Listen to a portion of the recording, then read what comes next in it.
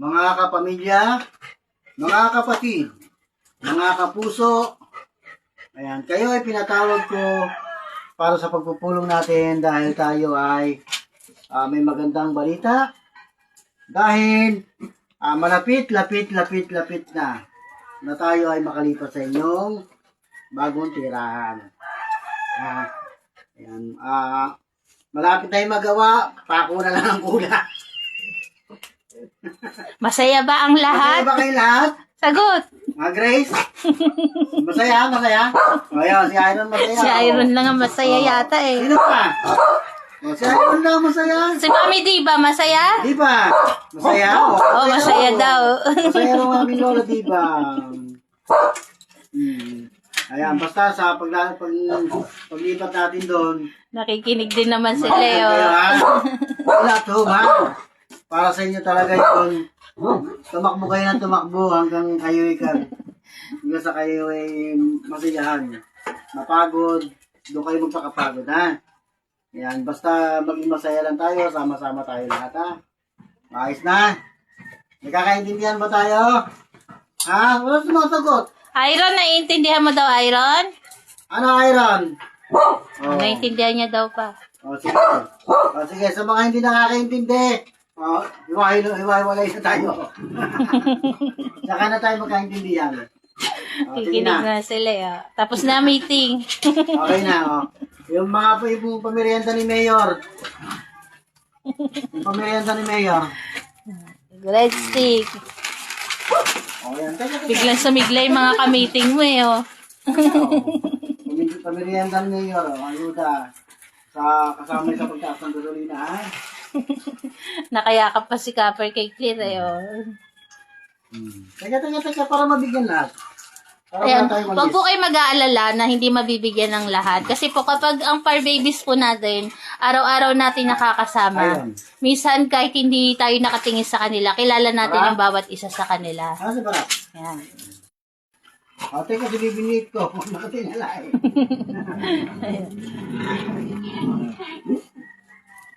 Snoopy. Teka. Sorry. Nasa si Perla. Perla, hindi nga. Ito pala. Ayan pala sa harap mo yun. Wala po. Tupper. Sara ka, nagreklamo. At meron nga po pala akong babanggitin sa inyo. Para po to sa, merong good news at bad news. Siyempre, unahin ko po yung bad news. Yung bad news po, hindi na naman na-inject si Rhonda ng anti-rabies. Kasi nga po, bigla siyang nagkaroon ng, nag-hit si Rhonda. Yun na lang ang tamang word. Nag-hit po si Rhonda, so hindi po siya pwedeng injection na ng anti-rabies kasi bawal daw po yun. Ngayon, syempre matatagalan pag inintay pa namin matapos yung pag-hit niya bago namin siya ipa-vaccine ulit. Tapos hindi siya pwede sa labas kasi baka maasawa po siya ng ibang aso. So nagtanong po kami sa vet kung anong pwedeng gawin. So, tapos eto na po yung good news. Kasi sabi ng vet, total, matagal na po siyang nag-antibiotic. Pwede na daw po namin siyang isama sa aming mga par babies.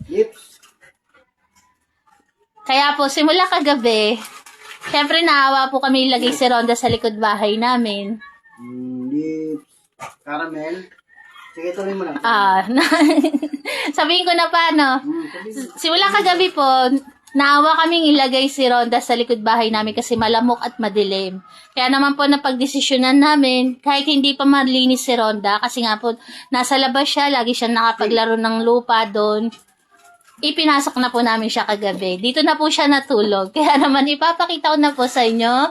Ayan po si Rhonda. Pero pagpasensyahan niyo po kung marumi pa yung katawan niya. Mamaya po papaliguan siya ni Fernan. Ayan. Ayan po si Rhonda, nililigawan na ni Astig. Makita niyo po, kabilang na siya sa aming mga par babies. Ayan, ay Astig! Kabilang na po si Rhonda sa aming mga par babies. Ayan po yung good news na aming babanggitin ngayong araw na to. Na si Rhonda po ay nasa loob na ng aming bahay. Dito na po siya natulog. Katabi na rin po namin si Rhonda kagabi. Di ba, Ronda? Masaya na yun si Ronda. Mamaya po, papaliguan siya ni Fernan. Tapos, Para tuloy-tuloy ang saya ni Ronda. Kasi nga po, lagi siyang dumudumi pag nasa labas kasi maalikabok po yung labas ng bahay namin. Kumbaga malupa. Pag nakipaglaro si Ronda sa ibang aso dun sa labas, yun, hindi na iiwasang magkaroon ng lupa yung katawan niya. Ayan naman, kita niyo po, hindi na siya inaaway ng aming mga par babies. Kasi tanggap po nila na bago nilang kapamilya si Ronda. Ayun si Ronda, oh. Milky Boy. Ayan sila, oh. Bigayan ng biskwit. Sana po, naging masaya kayo sa desisyon namin na to. Ayan. Kasi kami masaya. Naging panatag yung kalooban namin na si Ronda ay kasama na namin. Kailan? Kailan ito?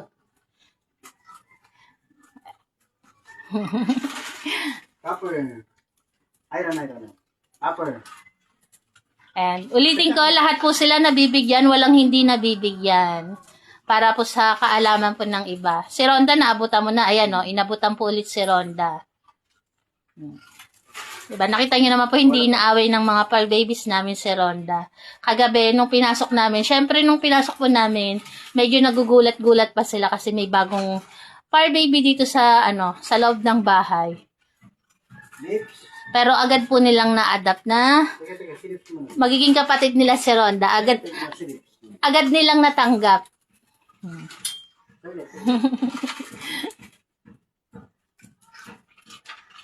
Ayan po, good morning po sa ating lahat.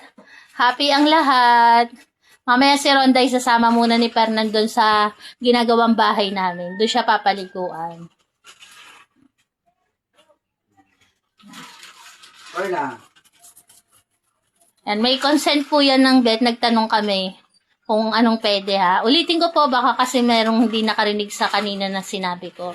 Kasi minsan kailangan po ulit-ulitin dahil meron pong hindi nakakarinig sa unang video. Minsan kasi nag-i-skip, diba? Yan, ulitin ko po, nagtanong kami sa vet kung anong pwedeng gawin kasi naaawa na kami kay Ronda na matagal na nasa labas.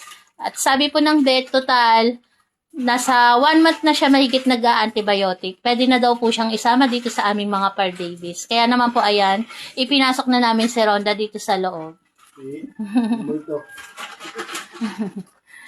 Naninimot pa si Bibing Liit, oh. Ayusin natin.